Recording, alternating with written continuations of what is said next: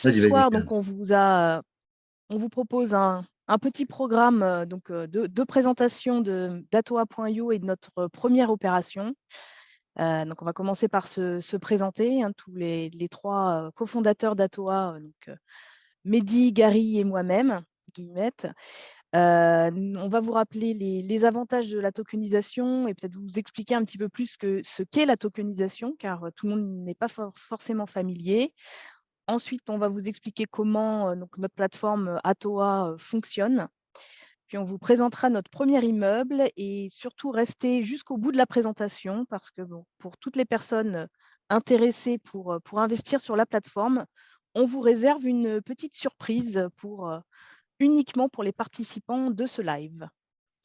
Donc, allez, c'est parti avec la présentation des associés fondateurs. Mehdi, tu veux commencer? Alors, oui, alors juste Guillemette, tu t'es mis sur la slide en question? Oui, Parce que moi, je vois toujours la slide de titre. Ouais, ça va. pareil. Alors, je pense que ça va arriver. Moi, chez moi, on n'est pas en plein écran et on est sur la première. Alors, attends, je vais réessayer quelque chose. Alors là, on est sur la Bon, slide d'équipe. ça avait changé. Ouais, mais je vais me mettre peut-être du coup en partage de mon écran plutôt qu'en partage du PowerPoint. Peut-être que ça marchera mieux. Hop.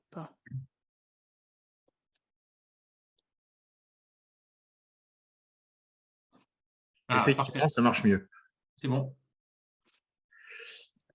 Bien, alors écoutez, on est parti. Donc, Mehdi Zouari, je suis le président d'Atoa. J'ai un long parcours dans le retail et sur le projet Atoa, particulièrement de la stratégie, du développement du produit. Je fais beaucoup de juridique en tandem, pas mal avec Guillemette, du marketing aussi en tandem avec Guillemette, et je passe également beaucoup de temps sur la partie réglementation. Voilà, c'est pas le plus fun, mais c'est extrêmement important pour packager le produit et sécuriser nos investisseurs. Alors, Guillemette Deprel, donc je suis directrice générale d'Atoa. Moi, je suis dans l'immobilier depuis presque 20 ans. Pour avoir travaillé tout d'abord pour une grosse société foncière donc, qui investissait principalement dans des bureaux, des hôtels, surtout voilà, des projets commerciaux. Puis j'ai créé ma société il y a un petit peu plus de 10 ans où j'accompagne des investisseurs immobiliers, principalement sur des projets de rénovation d'immeubles et en particulier des projets qui sont réalisés à plusieurs, donc que ce soit dans le cadre d'associations pour des rénovations en défiscalisation ou ce qu'on appelle des club deals. Et donc, je m'occupe plus particulièrement chez Atoa de la partie opération, ce qui va consister sur la partie gestion locative et suivi des business plans. Bon, pour le moment, c'est aussi beaucoup de marketing, de juridique, comme l'a dit Mehdi. Voilà. Et donc, bonjour à tous. Donc, moi, je suis Gary Franco. J'ai également, comme Guillemette, un parcours principalement immobilier depuis une bonne quinzaine d'années. J'ai travaillé pour des fonds d'investissement, des sociétés foncières ou des investisseurs privés, plutôt sur des stratégies d'acquisition avec un souhait de valorisation et de revente à court terme. Donc, voilà, vraiment une valorisation par souvent des travaux relativement importants et des relocations, puis une revente. Voilà, donc, pour mon parcours immobilier principalement. Et donc, je suis en charge pour ce projet Atoa de sourcer des biens avec un potentiel de valorisation à moyen et long terme.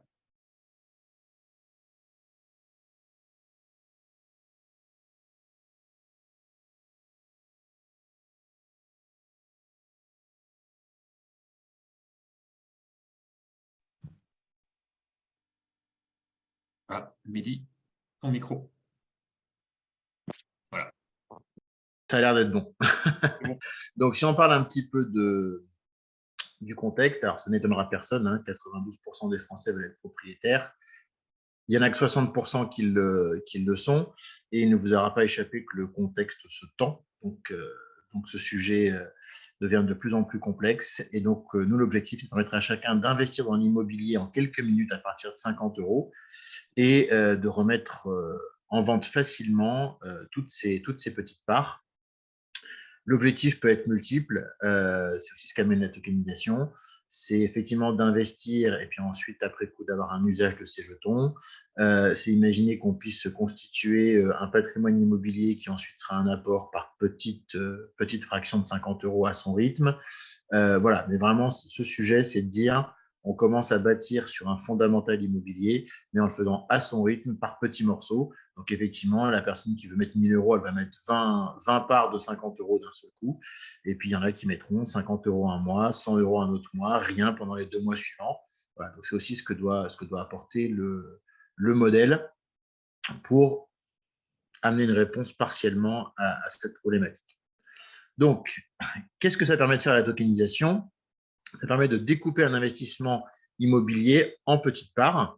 Alors, qu'est-ce que ça a de nouveau? Alors, ce que ça a de nouveau, c'est que ce que la blockchain permet, donc même si pour la plupart d'entre vous, vous ne la verrez pas, elle servira de back-office à la solution, c'est de sécuriser, de tracer et de permettre des transactions sur ces petites fractions pour des coûts extrêmement faibles. Pourquoi est-ce qu'on n'a pas massifié ça avant? C'est que sur un modèle comme la SCPI, ça serait infernal d'avoir des parts qui soient aussi basses, et en termes de coûts de transactions supportés, c'est pas possible. Voilà. Alors que sur la blockchain, déplacer un token et faire passer d'une personne à l'autre, ça coûte quelques centimes. Automatiser énormément les choses, c'est ce qu'on appelle distribuer automatiquement les revenus générés, puisque le registre de la blockchain, c'est en temps réel à qui appartient quel jeton, et donc c'est ça qui sert de base pour router les revenus qu'on reverse. Revaloriser les tokens au fil du temps. Donc, les tokens, alors, en particulier dans notre modèle, sont complètement indexés sur le bien immobilier. Et donc, quand le bien prend de la valeur par les travaux, par un marché immobilier qui s'apprécie, par tous les leviers imaginables, l'effet de levier crédit, et les tokens prennent de la valeur et permettent de les revendre en quelques clics. Alors, ça, c'est à venir sur notre solution. On vous en reparlera plus en détail si vous le souhaitez. Mais justement, le marché secondaire nécessite d'avoir un retour du régulateur pour notre enregistrement. Voilà, donc on a terminé notre dossier. Maintenant, il faut qu'il soit instruit et qu'on ait le retour, l'octroi de notre enregistrement régulatoire pour ouvrir le marché secondaire. Donc l'intérêt, c'est que pour ceux qui connaissent l'immobilier, ça ressemble beaucoup, mais beaucoup plus simple. Je vous ai parlé d'effet de levier crédit. Dans le cas présent, il n'y a pas d'apport et de crédit au niveau du client. On monte ça au niveau de la foncière qui porte le bien, parce qu'on a une foncière par bien. Donc, il n'y a pas de sujet d'apport ou de crédit du côté client. C'est j'achète le nombre de jetons et ensuite tout est clé en main.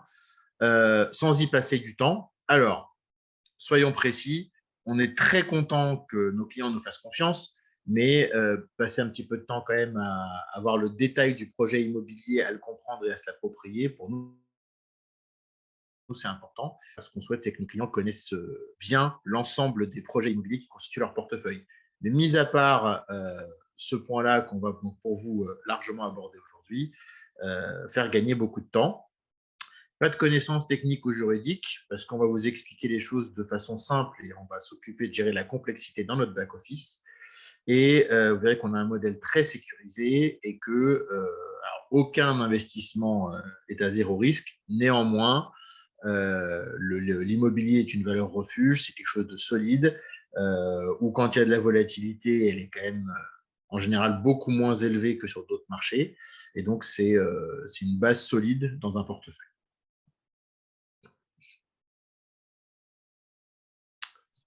Alors, rapidement, comment ça marche? Bon, pour le début, c'est assez simple. On s'occupe de tout. Un peu ce que j'ai dit tout à l'heure. On source, on construit le business plan, on construit l'éventuel financement bancaire si on est sur un projet où il y a de l'effet de levier bancaire, comme c'est le cas pour The One. On vous présente tout ça et vous décidez de combien de parts vous souhaitez, sur combien de parts vous souhaitez partir sur le bien qui est proposé. On a 3 marqueurs qui sont importants pour nous.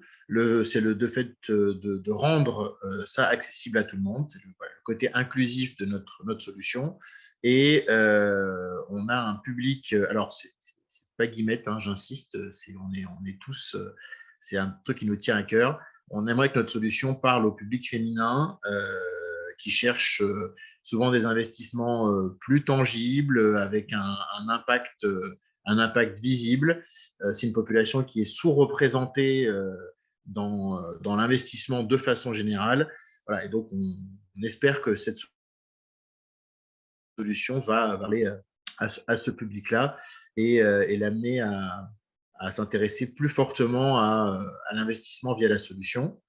Le côté performance énergétique, à la fois pour valoriser le parc et pour avoir un impact sociétal de notre modèle, et le confort des locataires, parce que c'est important en termes de valeur, mais c'est aussi important pour les fidéliser, les garder. Et un locataire qui reste, c'est un revenu stable dans le temps.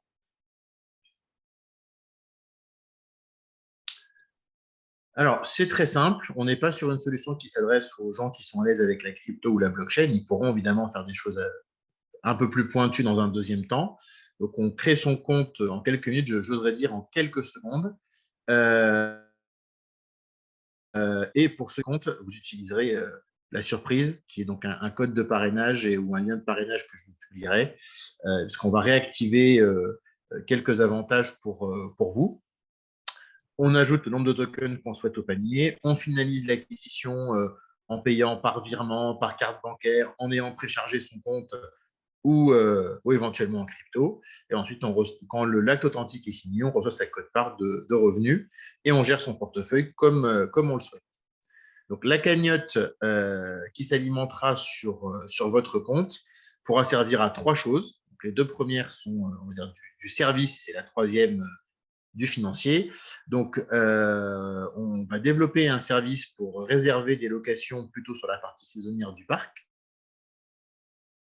Donc, vous pourrez vous faire la montagne en utilisant votre cagnotte si vous le souhaitez, réinvestir dans de nouveaux tokens, de nouveaux projets, ou des tokens du même projet qui apparaîtraient sur le marché secondaire et qui vous intéressent, ou demander à recevoir le montant de votre cagnotte par un virement en euros ou une transaction en crypto.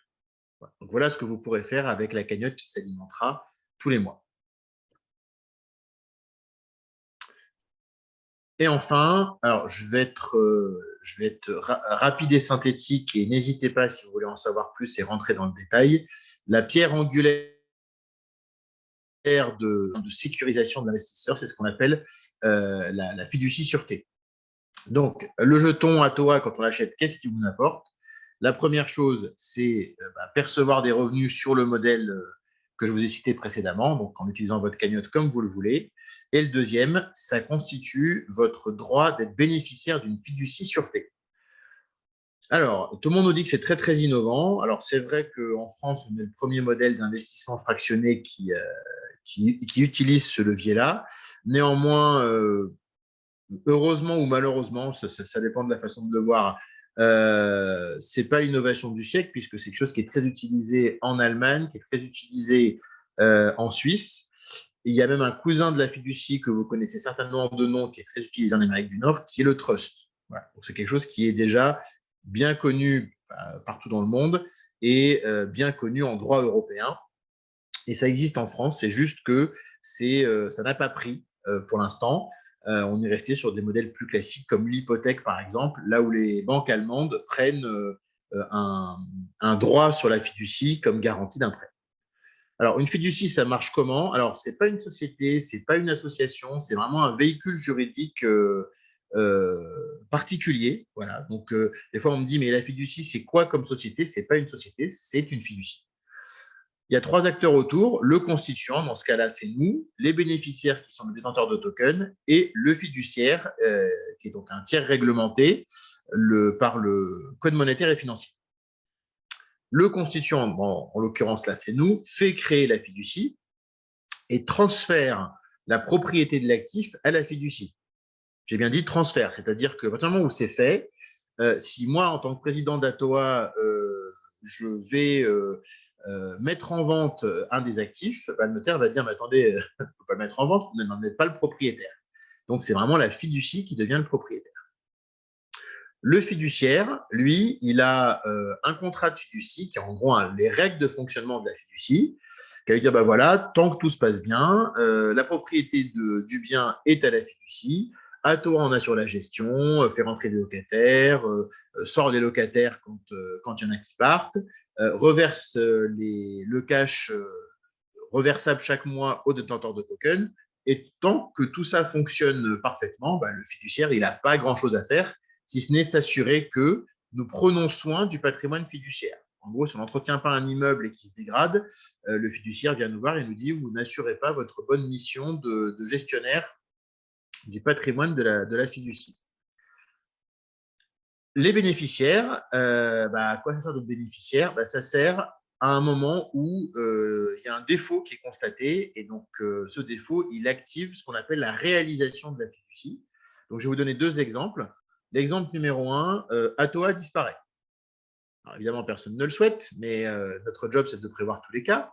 ATOA disparaît, là, la mission du fiduciaire, c'est de prendre les actifs qui sont dans l'actif dans chacune des fiducies, de les mettre en vente, d'en tirer le meilleur prix, et ensuite de racheter les jetons de chacun des détenteurs de tokens avec le produit de la vente. La particularité, c'est que comme c'est une entité autonome qui est propriétaire, il n'y a aucun sujet de tiers sur les biens. Un liquidateur ne peut pas dire « je voudrais qu'on vende des immeubles pour rembourser les dettes d'ATOA ». Non, les immeubles, ils ne sont pas à ATOA, donc personne ne peut toucher à ce patrimoine. Et donc, il revient aux clients ou aux autres bénéficiaires, par exemple la banque. Donc, on parle bien, quand on dit distribuer, c'est bien la valeur qui reste, la valeur résiduelle. Donc, on vend le bien, on rembourse le prêt classique et on redistribue au prorata des jetons que vous détenez. Voilà. Ça, c'est un exemple. L'autre exemple, pour une raison inexplicable, ATOA arrête de verser du revenu distribuable à ses clients. Alors, ce qu'on a mis comme règle, c'est 3 mois de suite où il y a une anomalie là-dessus. N'importe quel bénéficiaire peut nous envoyer un recommandé, puis écrire au fiduciaire en disant « j'ai saisi ATOA ne répond pas, ATOA ne respecte pas ses engagements, je vous demande, monsieur le fiduciaire, de réaliser le contrat de fiducie ». Voilà. Donc, c'est aussi quelque chose qui est très contraignant pour nous. Et notre fierté sur ce modèle-là, c'est que si nous, on disparaît, ou même s'il y a un dysfonctionnement, il y a quelqu'un que vous connaissez, c'est un cabinet d'avocats dans notre cas, qui va se charger de s'occuper de ça. Si on n'est plus là du tout parce qu'il se passe quelque chose de grave, vous avez toujours un interlocuteur et vous savez que votre patrimoine, le patrimoine qui est derrière vos jetons, est protégé et va vous revenir, et que personne ne peut aller y toucher. Voilà. Et donc, on est fiers évidemment de ce montage, et deux, on sera fiers de participer à démocratiser le système de fiducie. On est très étonné qu'il ne soit pas déjà plus répandu, vu ce qu'il permet de faire pour des créanciers. En l'occurrence, là, c'est des clients, mais ça pourrait s'imaginer pour un tas d'autres montages.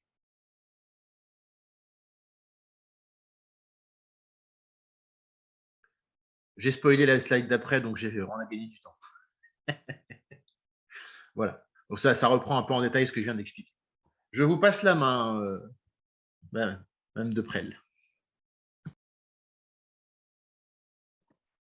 Oui, on va vous présenter le projet. C'est Gary qui démarre en vous expliquant pourquoi il a choisi cet immeuble à Niort.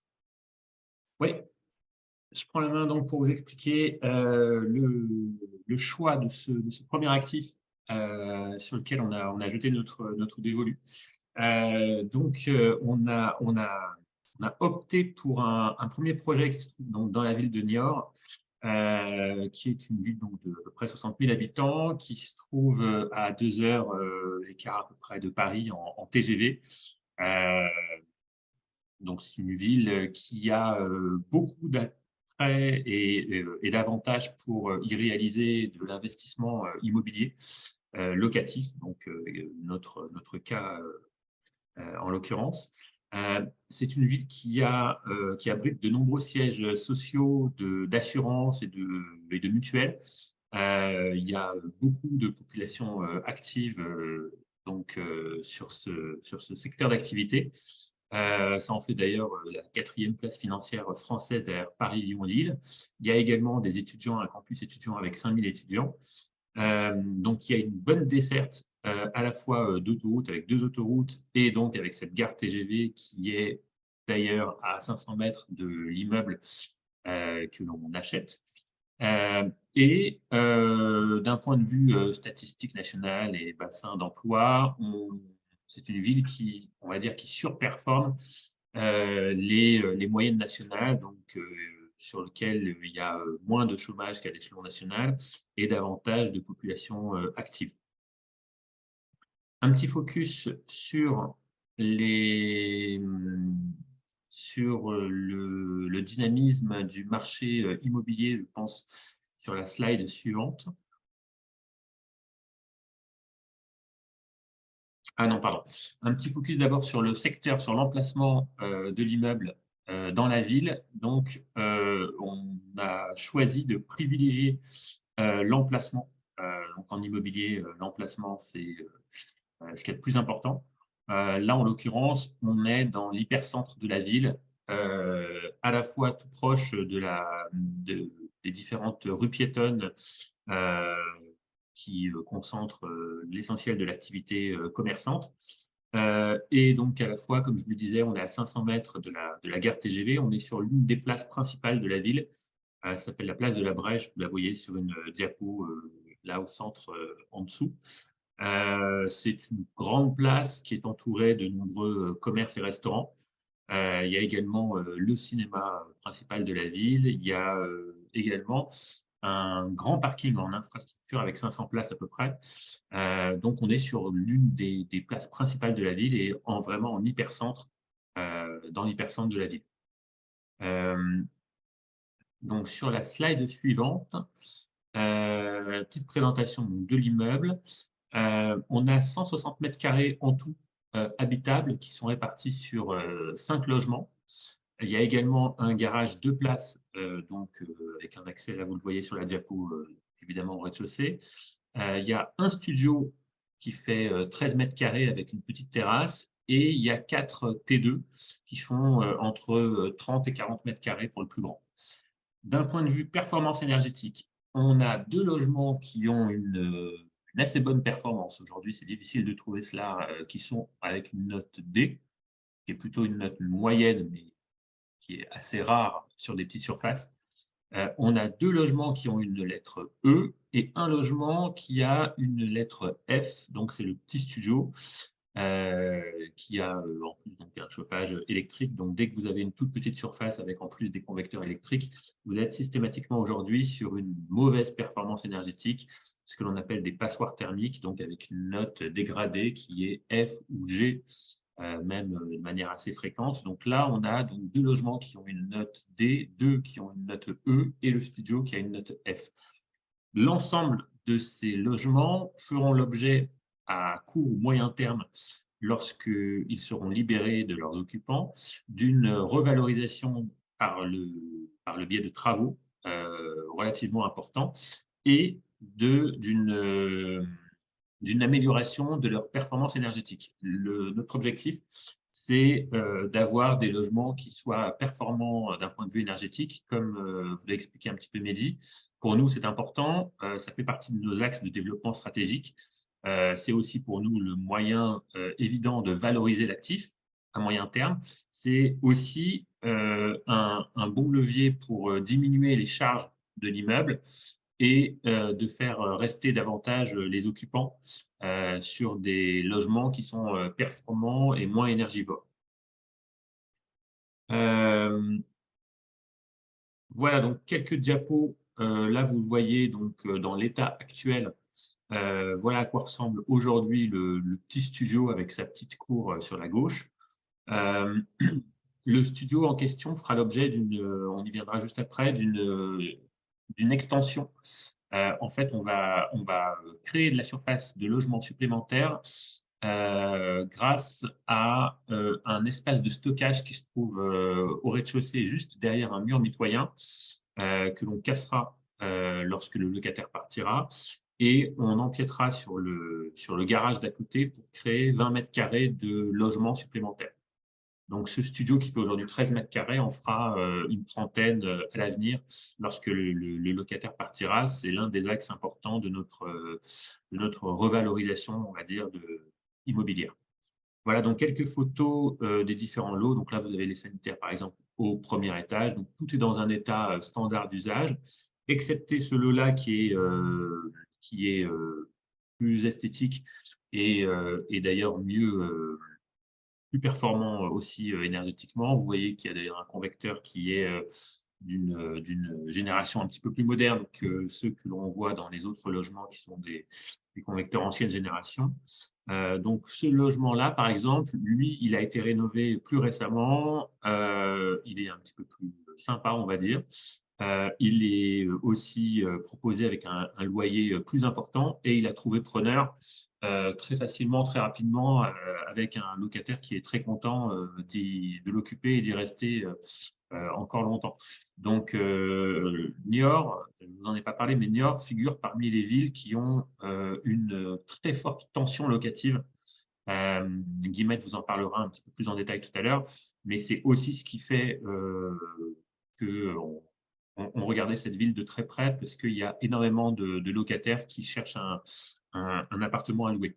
Donc, voilà quelques images de la création de valeur et de surface supplémentaire sur le studio du rez-de-chaussée. Donc, toute la partie que vous voyez à l'arrière, là, sur la partie droite, c'est ce qui était donc actuellement le garage et qui fera l'objet d'une extension pour faire les 31 mètres carrés demain de ce lot du rez-de-chaussée. C'est un lot qui sera loué en location courte durée et proposé sur les plateformes de location type Airbnb ou Booking, par exemple. Je crois que c'est tout pour cette partie. Oui, juste peut-être préciser, projet. Gary, je pense que tu ne l'as pas fait, que les autres lots donc, seront rénovés et seront également meublés et Oui, proposés en location meublée, oui, longue c'est durée. ça. Donc, effectivement, ce lot-là,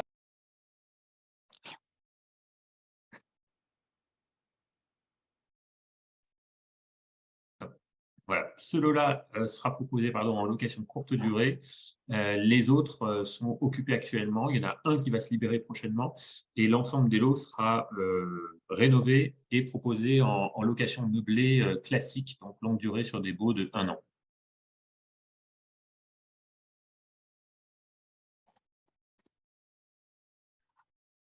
On passe rapidement sur les chiffres, puisque l'objectif, c'est donc de faire l'acquisition de cet immeuble et de le rénover et de le valoriser sur la durée. Donc, on a fait une étude de marché pour fixer un peu les prix des loyers une fois la rénovation réalisée. Comme le disait Gary, la tension sur le marché locatif de Niort est vraiment très importante, à peu près sur tout type de surface. Donc, nous, en plus, on a la chance d'avoir des petites surfaces qui sont les plus rentables.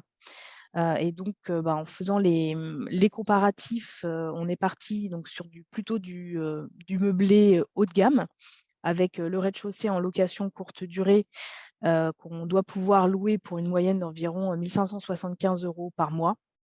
Et les T2 meublés rénovés, donc ils font entre 30 et 40 mètres carrés pour des loyers entre 630 et 780 €, charges comprises, par mois.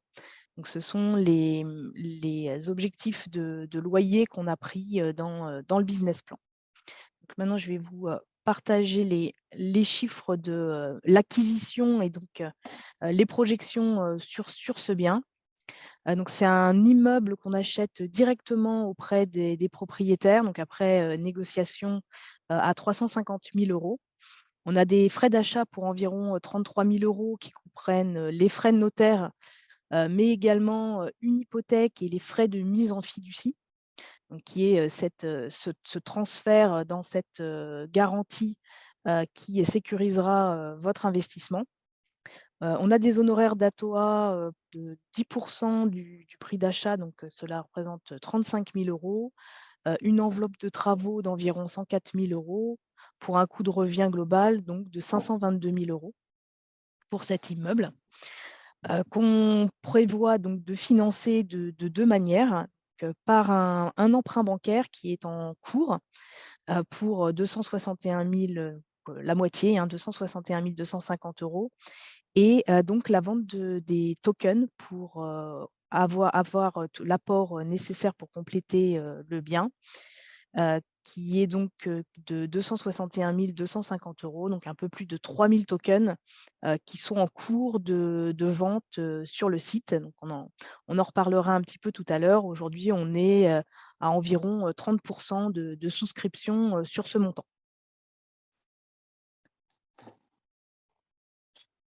Les résultats, donc qu'est-ce qu'on peut attendre, enfin qu'est-ce que vous pouvez attendre surtout d'un investissement dans cet immeuble?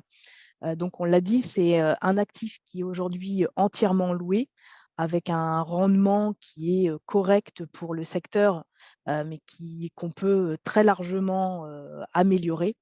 Donc notre objectif, c'est d'à peu près doubler les loyers encaissés. Donc aujourd'hui, on est aux alentours de 30 000 € et on sera aux alentours de 60 000 € d'ici 10 ans, qui est l'objectif de notre business plan.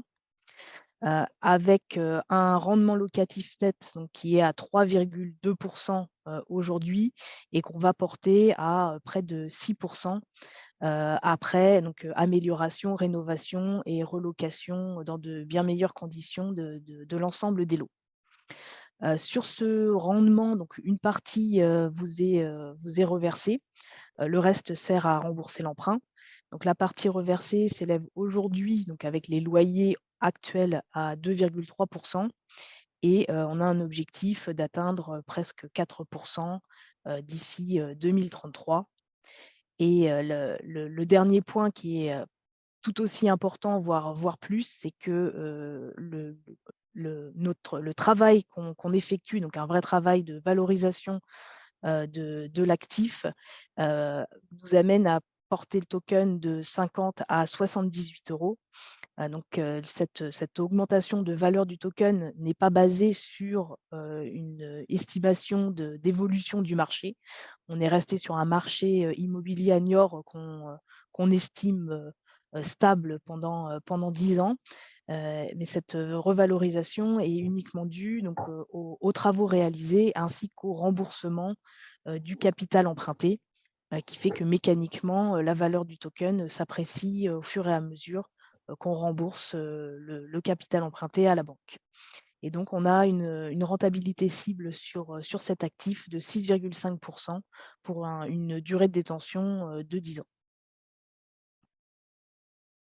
Alors, juste, bien entendu, les gens qui connaissent l'immobilier, qui vont voir ou qui ont vu la description de Dowan pourraient nous dire non, mais quel est bel immeuble en pierre, hyper centre de Niort, pourquoi vous pensez que l'immobilier va faire 0 sur 10 ans?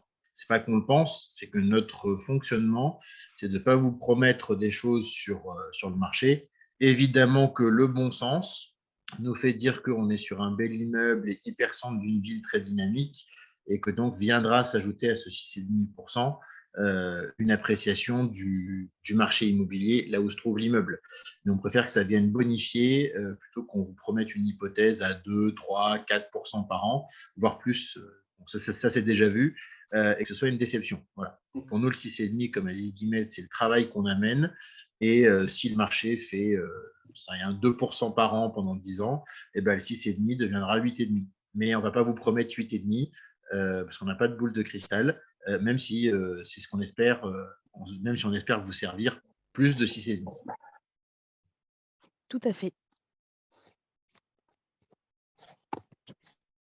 Voilà, et donc si on prend un exemple pour 500 € de souscription qui serait détenue pendant 10 ans, qu'est-ce que ça représente concrètement?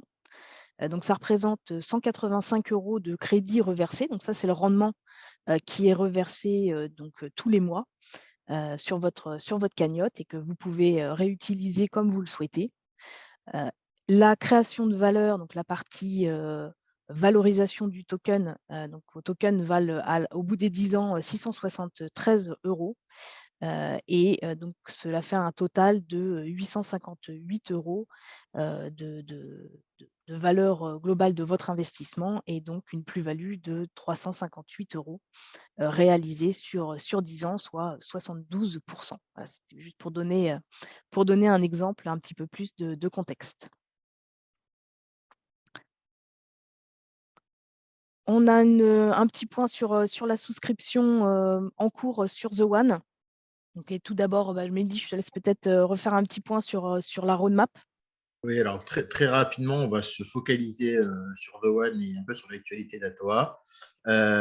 Donc, l'objectif pour nous, c'est une signature d'acte authentique en juin, voire éventuellement début juillet. On a une petite demande de délai de nos vendeurs pour des formalités administratives. Et à ce moment-là, on publiera le smart contract.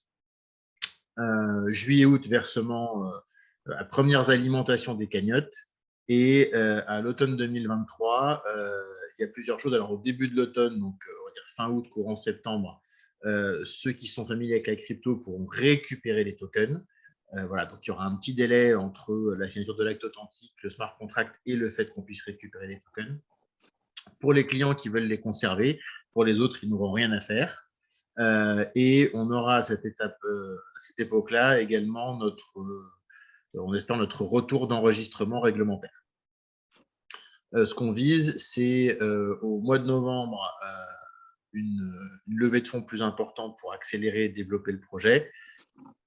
Et on a prévu de réserver l'accès à cette levée de fonds à la même valorisation que des fonds d'investissement ou des business angels aux clients qui auront investi sur les premiers projets. Alors, si on l'a fait effectivement en novembre, ce sera les 2 premiers projets. Si elle est un peu plus tard, ça couvrira peut-être un 3e projet. Voilà. Et l'objectif en 2024, c'est d'accélérer à la fois l'internationalisation des clients, mais aussi du sourcing de biens.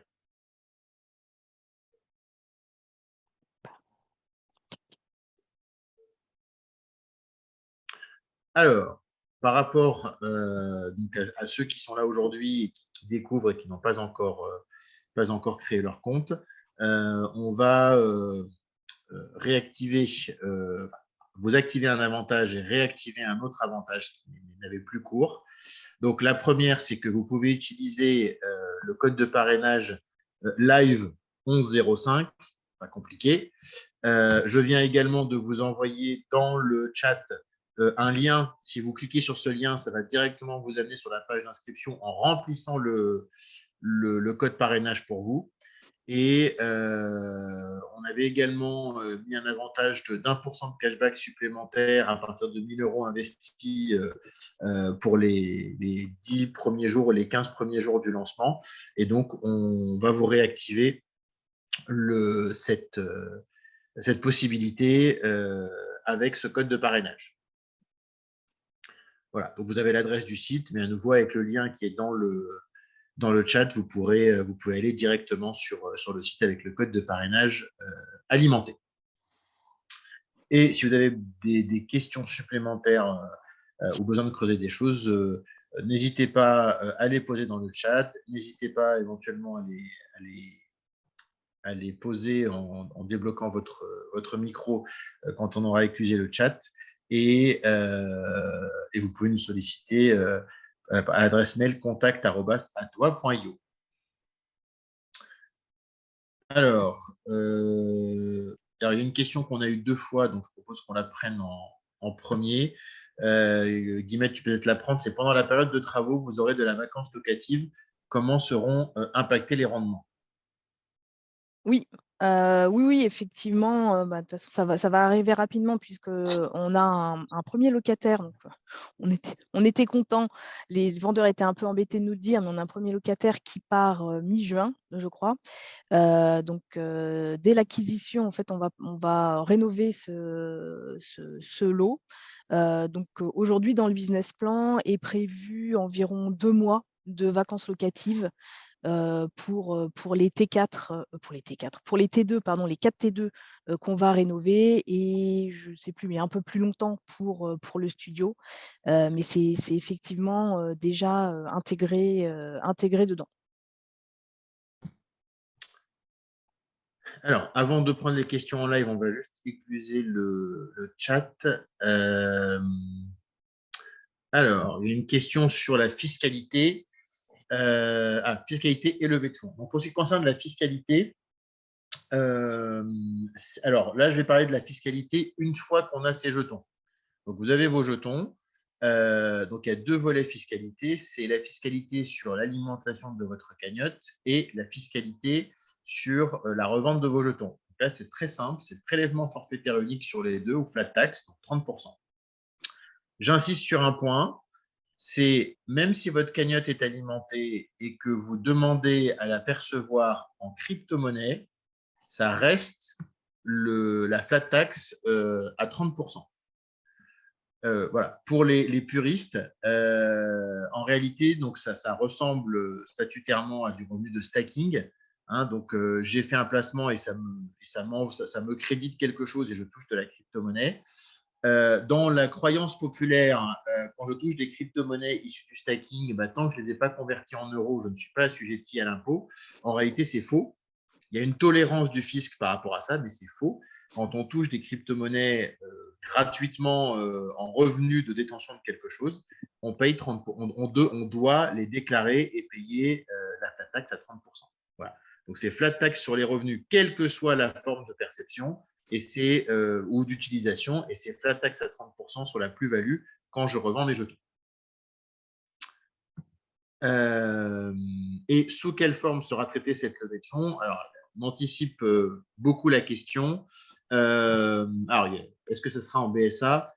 Alors, honnêtement, à ce stade, on ne sait pas. A priori, non. On est plutôt favorable de gérer de l'equity. Notre première levée de fonds précise a été faite intégralement en equity et pas en BSA.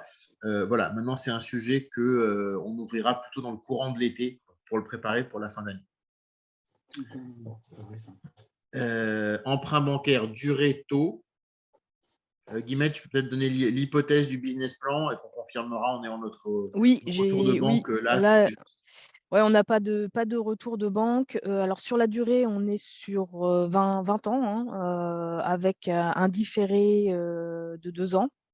Et le taux dont on parlait, mais c'est vrai que c'était il y a encore quelques semaines, on était sur 3,5%. Là, je vais attendre le retour de la banque pour savoir sur combien ils vont nous proposer. J'ai pas de retour récent.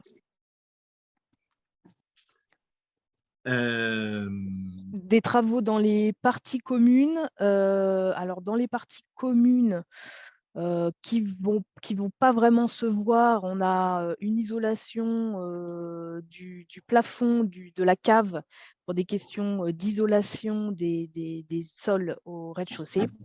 Ça se voit pas trop. Sinon, dans les parties communes, non, pas grand-chose. Il y a des petits problèmes de sécurité, donc il y a des questions de rambardes, etc. Mais sinon, c'est plutôt propre et on n'a pas prévu de travaux. Alors, il n'y a pas de syndic de copro, hein, puisqu'on achète l'immeuble complet.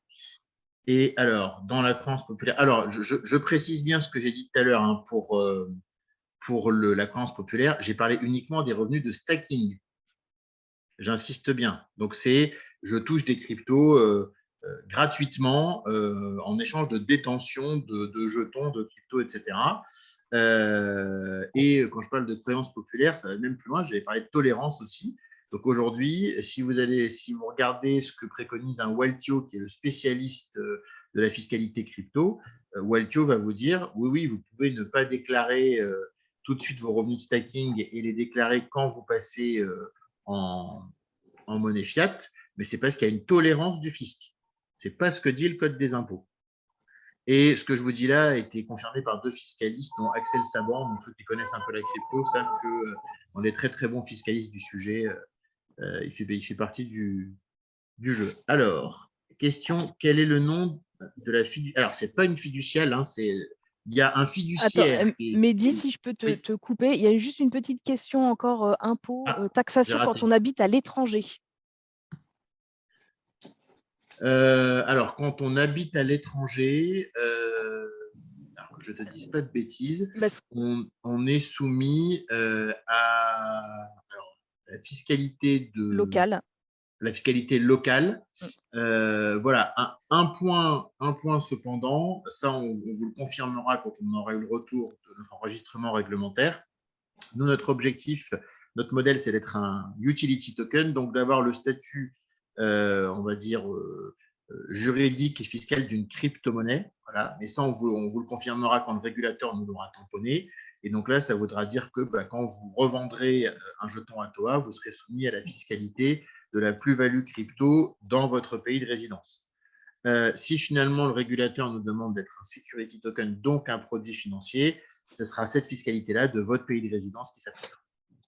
Voilà. Et donc ça, c'est on a alors voilà, nous aujourd'hui, ce qu'on souhaite, c'est que vous soyez soumis à la fiscalité crypto puisque c'est le statut juridique qu'on vise, mais on vous le confirmera à l'automne.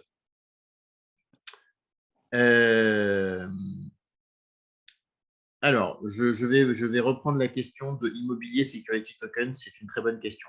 Alors, simplement, il y a une question, c'est quel est le nom donc, de la fiduciale sécurité? Alors, le véhicule juridique, c'est fiducie sûreté. C'est important parce que fiducie, fiduciaire, il y a beaucoup de mots qui se ressemblent, mais qui ne sont pas la même chose. Donc, fiducie sûreté, et la personne qui le gère, c'est un fiduciaire. Alors, on ne l'a pas encore communiqué, donc vous allez être les premiers à le savoir, puisqu'on va publier le mémo fiducie et le contrat de fiducie complet lundi sur le site dans le projet. Mais donc, le fiduciaire qui nous accompagne, c'est Helios, donc H-E-L-I-O-S, Fiducie, voilà, qui est un gros cabinet d'avocats fiduciaires français. Voilà, et donc il y aura un mémo d'une page qui reprend les 10 points essentiels du contrat, parce que le contrat fait 44 pages, donc tout le monde n'aura pas envie de le lire, mais pour nous c'est important que vous connaissiez au moins les essentiels. Donc il y aura 1 à 4 qui reprendra en 10 points essentiels ce que nous on pense clé que vous ayez en tête par rapport au contrat, et puis les courageux qui voudront parcourir les 44 pages, on les invite avec plaisir à le faire. Alors, donc la question, c'est régulation de l'immobilier, ça peut adosser un security token. Alors, c'est pas l'actif sous-jacent, entre guillemets, qui va définir si le jeton est security ou utility, c'est les droits que porte le jeton. Donc, nous, sur le jeton, vous avez vu qu'il y a des services. Donc, ça, c'est typiquement un utility. Il y a effectivement la possibilité de sortir du revenu. Et ce n'est qu'une des possibilités. Ça milite plutôt pour le security. Et ensuite, la particularité, même si c'est une très forte sécurité, c'est que être bénéficiaire d'une fiducie, ce n'est pas une propriété d'actif. C'est un droit de propriété si une des conditions de défaut se réalise. Donc, à partir du moment où c'est un droit et non pas une propriété d'actif, ce qui vous définit comme bénéficiaire, c'est ce jeton. Et donc, comme c'est une qualité, un service, un droit compatible avec un utility. Voilà. En tout cas, c'est notre lecture du droit. On verra ce que nous dit le régulateur. Pour nous, le plus important d'ailleurs sur ce sujet-là, pourquoi est-ce qu'on préfère ce statut de utility au security? C'est qu'en étant un utility en droit européen, vous pourrez remettre vos jetons en vente sur notre site. Si c'est un security, on n'a pas le droit en droit européen de faciliter soi-même un marché secondaire security pour ses clients, parce que un security, c'est un actif financier, et les gens qui facilitent l'échange d'actifs financiers entre des particuliers, ça s'appelle Euronext. C'est la bourse. Voilà, et donc on ne peut pas le faire soi-même. Voilà, j'espère avoir été complet sur cette réponse. Je crois qu'il y a Quentin qui a levé la main pour poser une question. Donc, Quentin, si vous voulez réactiver votre micro et poser votre question de vive voix. Oui, bonsoir à tous. Merci pour la présentation. C'est vraiment très intéressant. C'est vraiment top. Oui, ma question, j'ai peut-être raté quelque chose, mais je pense que j'ai déjà un peu la réponse. C'est les revenus, on les touche en token ou on les touche en euros?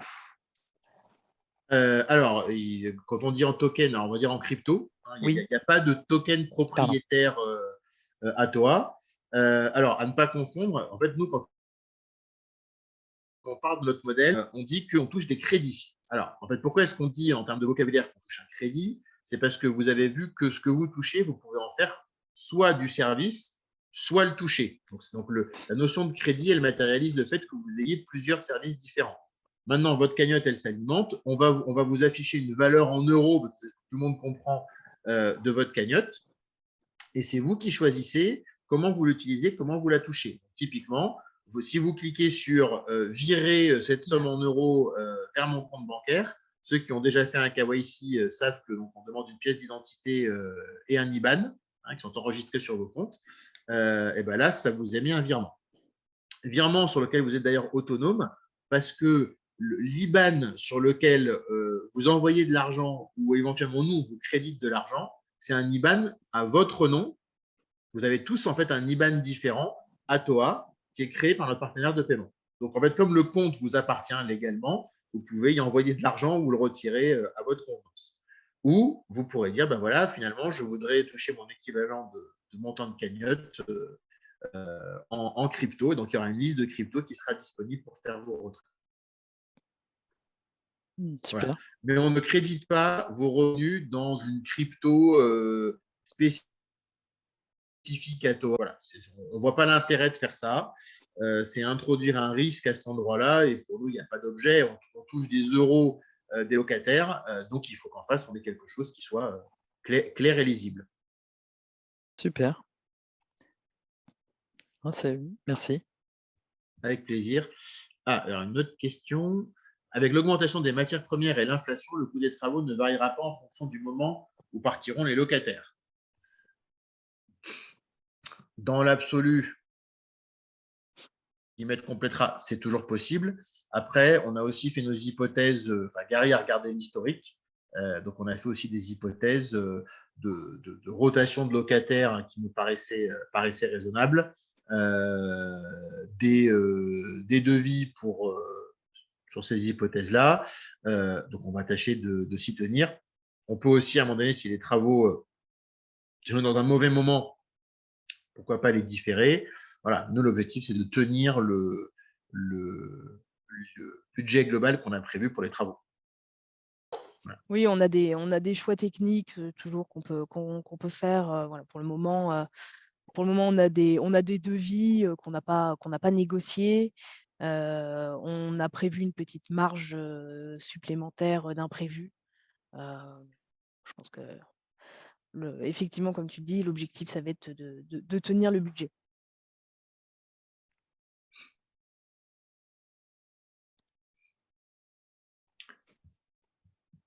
Alors, je vérifie juste dans le chat qu'on n'a plus de questions auxquelles on n'a pas répondu. Je pense qu'on a fait le tour. Est-ce que quelqu'un a une question qu'il n'a éventuellement pas encore posée et souhaite ouvrir son micro? Oui, petite dernière question. Est-ce que vous avez déjà une idée sur le prochain bien ou que vous voulez présenter? Alors, non, pas encore. Là, on est vraiment focalisé sur faire réussir le premier projet. Je pense que je ne trahis pas ce que Gary répondrait. Il en voit passer, pas tous les jours, mais voilà, il y a des choses intéressantes sur le marché. Mais pour l'instant, on est focalisé là-dessus parce que la plus grosse erreur qu'on pourrait faire, c'est de se projeter sur le deuxième ou le troisième avant d'avoir bouclé le premier. Et alors, pour ceux qui suivent un peu ces modèles-là, c'est vrai qu'on a été ambitieux. Beaucoup de projets ont démarré avec un studio où il y avait 50 000, 60 000 euros à lever. On a commencé directement avec un immeuble entier. Voilà, mais c'est le modèle. On pense qu'il y a vraiment des belles choses à faire quand on est sur du gros, entre guillemets. Alors, ce qu'on n'a pas dit, c'est qu'il y a déjà des compteurs pour tous les différents lots, donc c'est même potentiellement un immeuble qui pourrait être revendu à la découpe pour aller encore chercher une plus-value supplémentaire. Voilà. Donc notre modèle, c'est vraiment d'aller chercher quelque chose qui est plus difficile d'accès quand on est tout seul, et donc sur un immeuble entier. Donc c'est un gros challenge, mais voilà, on se focalise là-dessus, et dès que le financement de ce premier bien est bouclé, voilà, Gary a déjà les 2 pieds dans les starting blocks pour attaquer la course du deuxième. Notre objectif, oui, c'est vrai que c'est une question qu'on nous pose aussi souvent. Notre objectif, c'est sur cette année de faire, on espère, 3 opérations, et dès l'année prochaine, en plus avec la levée de fonds supplémentaire, de pouvoir rapidement arriver sur un rythme d'un immeuble par mois, voire un peu plus, si on peut, sur la deuxième partie de l'année prochaine. Alors, 2 questions dans le chat. Alors, si votre compte est déjà créé, vous ne pouvez pas bénéficier du lien de parrainage. Alors, j'ai tendance à dire non, parce que après, il faut qu'on le traite à la main, et traiter à la main, c'est forcément faire des oublis. Si vous n'avez pas encore fait de transaction, on va gagner du temps. Vous pouvez écrire soit sur contact@atoa.io, soit sur Mzouari directement. Je peux, moi, supprimer un compte qui n'a pas encore fait de transaction, voilà, sur lequel vous n'avez pas encore eu d'activité particulière. Et à ce moment-là, vous pouvez le recréer avec le code de parrainage. Voilà. Je vais remettre Écrivez-moi à Mzouari, Ouais. je traiterai ça ce soir avec vous sans souci.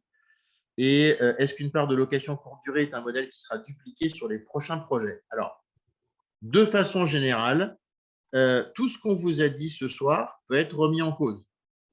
C'est-à-dire location courte durée, il peut aussi y avoir un commerce au rez-de-chaussée, on peut faire des projets avec ou sans effet de levier crédit. Voilà. Nous, l'objectif, c'est, alors avec quelques années d'expérience supplémentaire par rapport à l'investisseur particulier, c'est chaque fois qu'il y a une opportunité, c'est de maximiser l'opportunité.